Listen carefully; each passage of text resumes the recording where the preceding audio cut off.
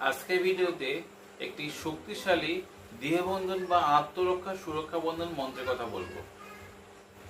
এই মন্ত্রটি যে কোনো তন্ত্রমন্ত্র কাজ করার আগে যদি পাঠ করে সেই কর্মে বসেন, সেই কর্মে অদৃশ্য শক্তির যে বাধা থাকে না, বিশেষ করে যদি শত্রু দ্বারা আপনি যদি পীড়িত থাকেন, তাহলে এই মন্ত্র আপনি সঙ্গে রাখেন বা কণ্ঠস্থ করে রাখেন। আপনার প্রতিটা পদে আপনার কাজে লাগবে। আপনি যদি আত্মরক্ষা বা দেহবন্ধন মন্ত্র কণ্ঠস্থ করে ঘর থেকে বার হন, কোনো অপদেবতা বা অপশক্তি বা অদৃশ্য শক্তি আপনাকে কোনোভাবেই আপনাকে ক্ষতি করতে পারবে না।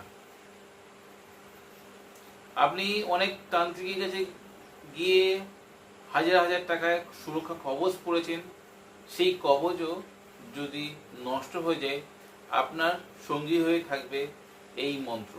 আপনি যদি এই মন্ত্র কণ্ঠস্থ করে ঘর থেকে বার হন, যে কোনো ধরনের কোনো তান্ত্রিকের গুণবিদ্যা, চালান করা বিদ্যা, জিন চালান ক্রিয়া, বান প্রয়োগের বিদ্যা আপনার শরীরে কিন্তু প্রবেশ করাতে পারবে না, যদি আপনি এটা কণ্ঠস্থ করে ঘর থেকে বার হন। আপনি যদি তান্ত্রিক গুণিন বা কবিরাজের কাজ শিখছেন বা করছেন, তাহলে বলবো আপনার একটি চমৎকারী সহায়ক মন্ত্র হিসেবে কাজে লাগবে। এছাড়া আপনি যদি তান্ত্রিক গুণিন কাজ করছেন বা কাউকে করে দিচ্ছেন, তাহলে আমার চ্যানেলের সঙ্গে যুক্ত থাকুন। ভবিষ্যতে একদিন গুণিন বা কবিরাজি হতে পারবেন। ভিডিও শুরু করার আগে পরিচয় দিয়ে আমি সমীর। আপনাদের কাছে অনুরোধ, আমার চ্যানেলটি সাবস্ক্রাইব করুন। ভিডিও ভালো লাগলে শেয়ার করতে ভুলবেন না। আপনার দেওয়া লাইক এবং শেয়ার আমার এই ভিডিও বানাতে উৎসাহ করবে। এই মন্ত্রটি কোনো পূর্ণিমা তিথিতে কণ্ঠস্থ করলে কাজ হবে, তো ছাড়াও আপনি 108 বার জপ করে নেবেন। ছোট্ট একটি মন্ত্র, এতটাই শক্তিশালী, আপনি প্রয়োগে না নিলে বুঝতে পারবেন না এর গুণাগুণ কতখানি।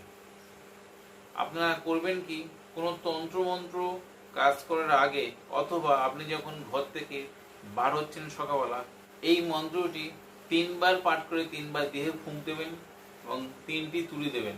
অদৃশ্য শক্তি বা অশুভ শক্তি বা জিন চালান প্রয়োগ করার শক্তি, পুতুল চালান ক্রিয়া করে আপনাকে কখনো ক্ষতি করতে পারবে না, যদি আপনি এই মন্ত্র কণ্ঠস্থ করে রাখেন।